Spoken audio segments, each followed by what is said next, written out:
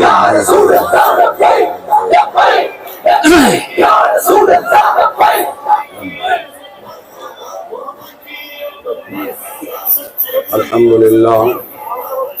الحمد لله وكفى والصلاة والسلام على أشرف الأنبياء والمرسلين وعلى آله الطيبين الطاهرين أما بعد فأعوذ بالله من الشيطان الرجيم بسم الله الرحمن الرحيم ورفعنا لك ذكرك صدق الله العظيم وبلغنا رسوله النبي الكريم الأمين ونحن على ذلك لمن الشاهدين والشاكرين والحمد لله رب العالمين. قال الله تبارك وتعالى في شان حبيبه الكريم إن الله وملائكته يصلون على النبي يا أيها الذين آمنوا صلوا عليه وسلموا تسليما. الصلاة والسلام عليك يا رسول الله وعلى آلك وأصحابك يا حبيب الله. الصلاة والسلام عليك يا رحمة للعالمين وعلى آلك وأصحابك يا خاتم النبيين. بندہ پروردگار امت احمد نبی دوست دار چار یارم کعبہ اولاد علی مذہب حنفی دارم ملت حضرت خلیل خاک پائے غوث اعظم زیر سایہ ہر ولی صدیق عکس حسن کمال محمد است فاروق ذل جاہ جلال محمد است عثمان ضیاء شمع جمال محمد است حیدر بہار باب خصال محمد است. معزز و محترم سامعین و حاضرین، خصوصاً مجاہد اہل سنت، فاضل نوجوان، استاد العلماء حضرت علامہ مولانا محمد شاہین صاحب، امام و خطیب جامع مسجد بلالیہ، اور غازی اسلام حضرت قاری محمد افضل صاحب دامت برکاتہم العالیہ، اور جناب قاری مشتاق صاحب، حاجی عبدالغفور صاحب، جناب مجاہد اہل سنت چودھری حاجی محمد ارشاد صاحب، اور قاری بشارت صاحب، بہت درویش صفت آدمی، کارکن صفت آدمی، بے شمار علماء ایسے ہیں جن کا نام میں نہیں جانتا. کچھ ماشاءاللہ معزز لوگ، حضور کے غلام سارے معزز ہوتے ہیں. جو حضور کی غلامی میں آ گیا، اس سے بڑا اعزاز کوئی نہیں. آج کا دن ایسا برکت والا ہے، ہم تو اشرف المخلوق ہیں نا. حضرت ابن عباس فرماتے ہیں کہ مشرق والے جانور مغرب کو دوڑ پڑے، مغرب والے جانور مشرق کو دوڑ پڑے، ایک دوسرے سے ملتے ہیں تو کہتے ہو مبارک ہو، آج رسول اللہ آ گئے. جس نبی کی آمد پر جانوروں کو بھی خوشی ہو، اگر انسان ہو کر کے خوشی نہ کرے تو وہ تو پھر جانوروں سے بہتر ہوا. کیوں جانور خوشی کرتے تھے؟ آپ کو پتہ ہے یہ ربیع الاول شریف کا مہینہ ہے. ربیع کا معنی ہے بہار، اول کا معنی ہے پہلی. کائنات میں سب سے پہلی بہار اس وقت آئی جب رسول اللہ تشریف لائے.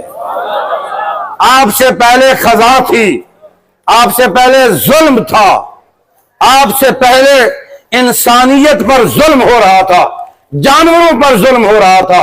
آپ سے پہلے عدل و انصاف کا نام و نشان نہیں تھا، روشنی نہیں تھی، اندھیرا تھا. حضور تشریف لائے تو پھر ظلم ختم ہوا، حضور تشریف لائے تو کفر ختم ہوا، حضور تشریف لائے تو بہار ہی بہار آئی. حضور کی آمد سے پہلے صرف ہم تو نے تو اتنا سنا ہے نا، بچیوں کو زندہ درگور کیا جا رہا تھا، کوئی شک نہیں، بچیوں کو زندہ درگور کیا جا رہا تھا. لیکن صرف بچیوں کو زندہ درگور نہیں کیا جا رہا تھا، غلاموں پر بھی ظلم ہو رہا تھا، جانوروں پر بھی ظلم ہو رہا تھا، انسانیت پر بھی ظلم ہو رہا تھا۔ ایک ایک مثال میں آپ کو دیتا چلوں۔ جانوروں پر جانور کیوں خوشیاں منا رہے تھے؟ آپ تاریخ پڑھیں، حدیث کی کتابوں میں، تاریخ کی کتابوں میں یہ باتیں ہمیں ملتی ہیں۔ ان لوگوں نے نشانہ بازی کرنا ہوتی، ایک جانور کو باندھ دیتے، دور سے تیر چلاتے، اپنا نشانہ لگاتے، وہ جانور تڑپ تڑپ کے مر جاتا۔ وہ جب مر جاتا تو وہ تالیاں بجا کر کے چلے جاتے۔ اور اگر کسی جانور کا کوئی حصہ کسی کو مطلوب ہوتا، وہ زندہ جانور سے جا کر کے اس کی دستی کاٹ لیتا۔ وہ کہتا میں نے تو جانور کی دستی کھانی ہے، مجھے یہ پسند ہے، دوسرے کی تو مجھے ضرورت ہی نہیں ہے۔